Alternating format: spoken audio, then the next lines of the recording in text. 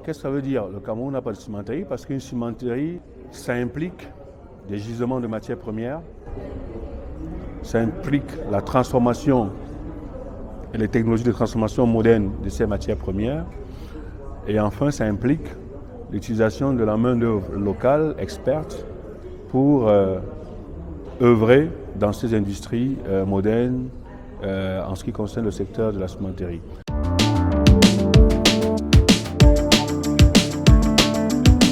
Au Cameroun, nous avons une profusion d'industries cimentières entre guillemets proliférées dans la ville de Douala.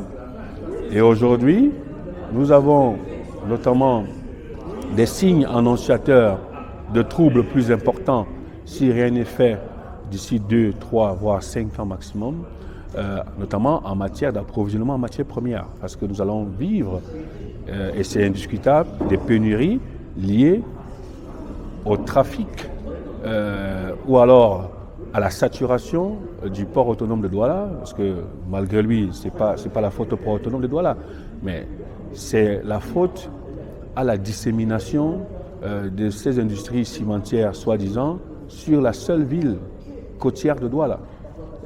Il y a quelques-unes qui sont en train de s'installer à Kribi, mais ça reste des stations de broyage.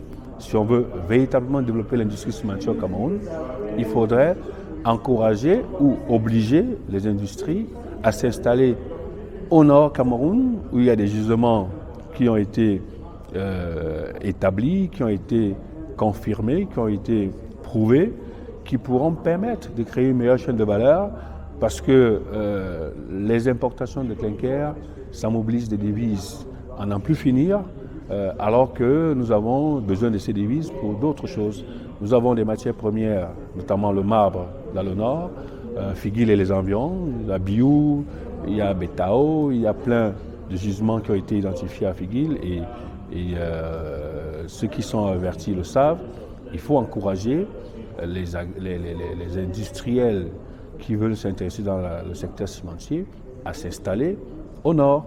Ça permettra d'avoir des coûts de production plus compétitifs s'ils utilisent les technologies modernes, notamment des broyeurs verticaux qui consomment moins d'énergie, et des sources alternatives de combustible qui existent, qui sont également moins chères pour permettre aux coûts de production de revenir à des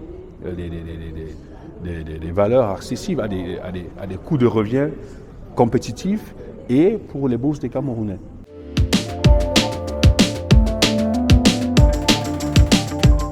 Aujourd'hui, le marché du ciment se situe entre 3 et 4 millions de tonnes par an. La croissance du marché du ciment, c'est entre 8 et 10% annuel. Donc, dans 10 ans, le Cameroun aura besoin d'à peu près 4 millions supplémentaires. On sera à 8 millions de besoins de capacité. Et si on continue dans le modèle des stations de broyage, nous aurons des pénuries liées à la crise logistique qui se prépare. Parce qu'il n'y a que 2 acteurs aujourd'hui sur le marché national qui ont des installations de déchargement de la matière première. C'est les 2 gros majeurs que je ne veux pas citer. Et c'est eux qui ont les facilités de déchargement. Tout le reste, décharge ou alors réception de la matière première sur les quais commerciaux, avec tout ce qu'il y a comme engorgement déjà là-bas, avec tout ce qu'il y a comme souci sur le plan de l'environnement et la santé et la sécurité, parce que c'est des poussières, ça reste quand même des minéraux, donc c'est pas compatible avec l'agroalimentaire.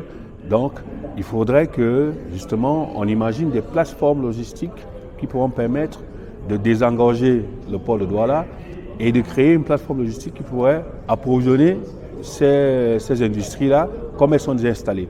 Mais pour l'avenir, il vaudrait mieux qu'on ait l'inverse, c'est-à-dire qu'on produise le clinker massivement au nord, quitte à avoir des stations de broyage à la Damawa, à Ngaoundéré, ou à l'est, ou à Yaoundé, avec du clinker qui viendrait cette fois-là plutôt du nord.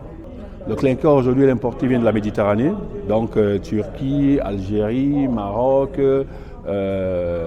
Espagne, Roumanie, donc de tous ces pays d'Europe ou de la Méditerranée, et ils s'achètent en devises. Et ça coûte énormément cher. Vous allez dans les banques aujourd'hui, vous trouverez que ça se bouscule sur les lettres de crédit pour les importations de ces matières premières-là. Il y a le clinker, il y a le gypse. Et ce sont des matières premières que nous avons pourtant, surtout le clinker, que nous avons localement et en grande quantité. Donc il faudrait que, même dans la politique industrielle, si on veut faire de l'import-substitution, c'est un très bon exemple parce qu'aujourd'hui, justement, il y a les gisements au nord qui n'attendent que la transformation. Et dans le dispositif, par exemple, de la cimenterie historique camerounaise, le paradoxe, c'est que l'usine de Figuil produit à peu près 100 000 tonnes de ciment par an sur un marché de 3 millions. Alors que l'usine de Figuil est justement basée dans l'endroit où il y a des gisements. Donc c'est ce ratio qui devrait changer. Dans les pays industrialisés dans le sens propre du terme, très souvent les importations de clinker sont des appoints de l'ordre de 10 à 15-20% de la demande nationale. Mais les industries locales assurent la production d'au moins 80% de leur clinker. Et ça permet d'avoir des coûts. Le Nigeria est un bon exemple. Maintenant qu'on a créé la Sonamine, je pense qu'il y aura d'autres perspectives de prospection qui vont certainement mettre en valeur de nouveaux gisements. Mais en attendant ce développement, nous pensons que le Cameroun a intérêt à encourager les industriels qui ont l'intention, et vite les accompagner, de s'implanter dans le nord pour être des véritables cimentiers.